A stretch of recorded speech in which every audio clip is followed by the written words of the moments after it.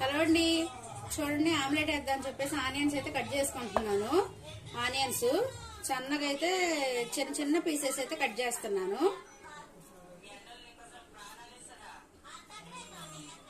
Cut చేసుకున్నాను. ఇదిగో చూడండి పీసెస్ అయితే కట్ చేసుకున్నా.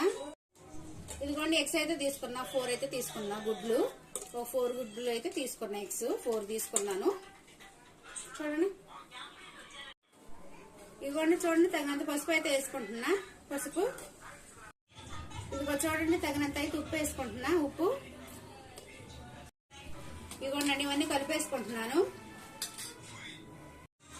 ఇదిగోండి ఆమ్లెట్ అయితే వేసుకుంటున్నా.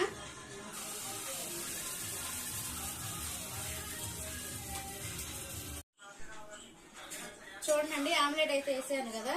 చూడండి ఆమ్లెట్ ఓకే అండి.